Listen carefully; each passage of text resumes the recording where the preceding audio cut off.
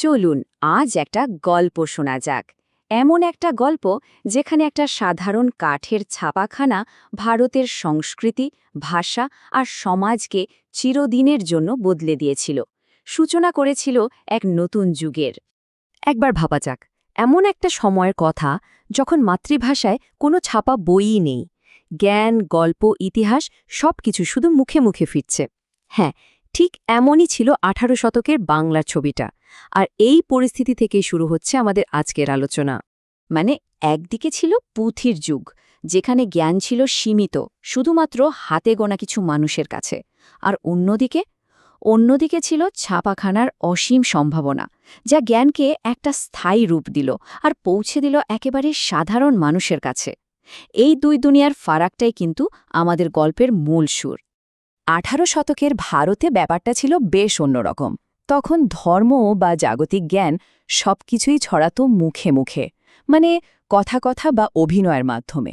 সাধারণ মানুষের পড়ার জন্য বই, সে জিনিস প্রায় ছিলই না।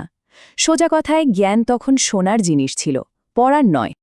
আর ঠিক এই সময়েই, এই প্রেক্ষাপটে পরিবর্তনের হাওয়া নিয়ে এলেন 3 জন Baptist missionary, William Carey, Joshua Marshman আর উইলিয়াম ওয়ার্ড। ইতিহাসে যারা শ্রীরামপুর ত্রয়ী নামে পরিচিত, তাদের হাত ধরেই কিন্তু শুরু হয়েছিল একটা নতুন অধ্যায়। আচ্ছা, এই টাইমলাইনটা একটু খেয়াল করা যাক। দেখুন, 1793-এ কেরি ভারতে এলেন। তার ঠিক কয়েক বছর পর, মানে 1798 সালে, তিনি 400 টাকা দিয়ে একটা কাঠের প্রেস কিনে ফেললেন। আর তারপর 1800 সালে শ্রীরামপুরে আনুষ্ঠানিকভাবে শুরু হল মিশন প্রেসের যাত্রা। উইলিয়াম কেরির এই কথাটা শুনলেই বোঝা যায় তাদের আসল উদ্দেশ্যটা কী ছিল: ধর্মপ্রচার আর শিক্ষার বিস্তার। তারা আসলে চেয়েছিলেন বাইবেলের কথাগুলো স্থানীয় ভাষায় ছেপে সাধারণ মানুষের কাছে পৌঁছে দিতে। ভাবুন তো, এমন একটা কাজ যা এর আগে কখনো সম্ভবই হয়নি। কিন্তু একটা প্রেস্য থাকলেই তো সব হয় না, তাই না? আসল চ্যালেঞ্জটা ছিল ওই মেশিনটাকে বাংলা ভাষার জন্য তৈরি করা। আর এর জন্য দরকার ছিল একজন অসাধারণ কারিগরের। ঠিক এখানে গল্পটা একটা দারুণ মোড় নেয়, আর আমাদের পরিচয় হয় এক অসামান্য প্রতিভার সাথে। কে তিনি? তিনি হলেন পঞ্চানন কর্মকার, একজন অত্যন্ত দক্ষ শিল্পী। তার পরিবার, মানে বংশ পরম্পরায়, কামার এবং লিপিকরের কাজ করত। আর এই পঞ্চানন কর্মকারী প্রথম সচল বাংলা হরফ, মানে টাইপফেস তৈরি করলেন, যা কিনা বাংলা মুদ্রণ শিল্পে একটা বিপ্লব এনে দিয়েছিল। আর পঞ্চাননের এই অসাধারণ দক্ষতার জোরেই শ্রীরামপুরের ওই ছোট্ট প্রেসটা, ভাবতে পারেন, ধীরে ধীরে এশিয়ার সবচেয়ে বড় টাইপ ফাউন্ড্রি হয়ে ওঠে, মানে হরফ তৈরির কারখানা। একটা ছোট্ট উদ্যোগ থেকে এত বড় একটা জায়গায় পৌঁছানো সত্যি অভাবনীয় ছিল ব্যাপারটা।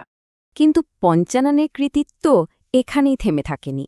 তিনি শুধু বাংলাতেই আটকে ছিলেন না, না, তিনি দেবনাগরী, আরবি, ফার্সি, মারাঠি, তেলুগু এরকম প্রায় 14টা বিভিন্ন ভাষার জন্য হরফ তৈরি করেছিলেন। এটা ছিল প্রযুক্তি আর সংস্কৃতির এক অবিশ্বাস্য মেলবন্ধন, একটা দারুণ কোল্যাবোরেশনের সেরা উদাহরণ। তো একদিকে কেরির মিশন আর অন্যদিকে পঞ্চাননের প্রযুক্তিগত কামাল, এই দুটো যখন এক হলো, তখন শুরু হলো এক বিরাট পরিবর্তন। ছাপাখানার চাকা তো ঘুরতে শুরু করলই, তার সাথে সাথে যেন সমাজের চাকাটাও ঘুরতে শুরু করে দিল। এই সংখ্যাটা দেখুন একবার, 2,12,000। ভাবা যায়, মাত্র 30 বছরে 40টা আলাদা আলাদা ভাষায় এতগুলো বই ছাপা হয়েছিল শ্রীরামপুর প্রেস থেকে। এই একটা পরিসংখ্যানই তো যথেষ্ট, তাই না? এটা বোঝানোর জন্য যে তাদের কাজের পরিধি আর তার প্রভাব ঠিক কতটা বিশাল ছিল। আর এই শ্রীরামপুর প্রেসই কিন্তু আধুনিক বাংলা সাহিত্য আর সাংবাদিকতার ইতিহাসে অনেক প্রথমের জন্ম দিয়েছিল। যেমন ধরুন, প্রথম বাংলা গদ্যগ্রন্থ, তারপর প্রথম কোনো অধর্মীয় গদ্য রচনা, আর সবচেয়ে বড় কথা, 1818 সালে এখান থেকেই বের হয় প্রথম বাংলা সংবাদপত্র সমাচার দর্পণ। আচ্ছা, ওরা ঠিক কি ছাপত?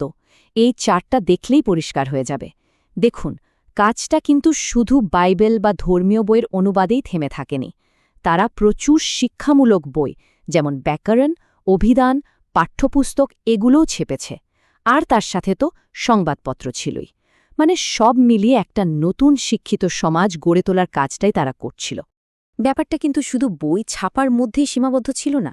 শ্রীরামপুর প্রেস তখন ফোর্ট উইলিয়াম কলেজের মতো নতুন নতুন শিক্ষা প্রতিষ্ঠানগুলোর সাথে একটা দারুণ সম্পর্ক তৈরি করেছিল। বিষয়টা অনেকটা এরকম, প্রেস বই ছাপিয়ে সাপ্লাই দিত, আর কলেজ সেই বইগুলো ব্যবহার করে একটা নতুন প্রজন্মকে শিক্ষিত করে তুলত। মানে একে অপরের পরিপূরক হয়ে উঠেছিল। তো এই প্রেসের দীর্ঘমেয়াদী প্রভাবটা ঠিক কী ছিল? চলুন এবার সেটা একটু দেখা যাক, কারণ এর প্রভাব ছিল সত্যি অনেক গভীর আর সুদূরপ্রসারী, আর অনেক ক্ষেত্রে বেশ অপ্রত্যাশিত। 1820 সালের দ্য ফ্রেন্ড অফ ইন্ডিয়া জার্নালের এই কথাটা খেয়াল করুন। এটা একটা বিরাট পরিবর্তনের দিকে ইঙ্গিত করছে। শ্রীরামপুর মিশনের সাফল্য দেখে স্থানীয় বাঙালিরাও কিন্তু দারুণভাবে অনুপ্রাণিত হয়েছিলেন। তারা নিজেরাই এবার ছাপাখানা খুলতে শুরু করলেন। ফলে মুদ্রণ শিল্পটা আর শুধু মিশনারিদের হাতে থাকল না, এটা একটা পুরোদস্তুর দেশীয় শিল্প হয়ে উঠল। তাহলে শেষ পর্যন্ত শ্রীরামপুর প্রেসের উত্তরাধিকারটা কি দাঁড়ালো? এক কথায় বলতে গেলে অনেক কিছু। এটা আধুনিক বাংলা গদ্যকে একটা নির্দিষ্ট কাঠামো দিয়েছে, ভারতীয় সাংবাদিকতা জন্ম দিয়েছে, একটা নতুন শিক্ষিত মধ্যবিত্ত শ্রেণী তৈরিতে সাহায্য করেছে। শুধু তাই নয়, মারাঠি বা অসমিয়ার মতো আরও অনেক ভাষার মুদ্রণের পথও কিন্তু তারাই দেখিয়েছে। সব মিলিয়ে এর প্রভাব ছিল এক কথায় যুগান্তকারী। একটা সাধারণ প্রেস যেভাবে একটা গোটা সংস্কৃতিকে বদলে দিতে পারে, সেটা সত্যি ভাবার মতো বিষয়। আজকের দিনেও কি এমন কোনো প্রযুক্তি আছে যা ঠিক একইভাবে, হয়তো সবার অলক্ষ্যেই, আমাদের চারপাশের সমাজ আর সংস্কৃতিকে নতুন করে গড়ে তুলছে? এই প্রশ্নটা না হয় ভাবার জন্য রইল।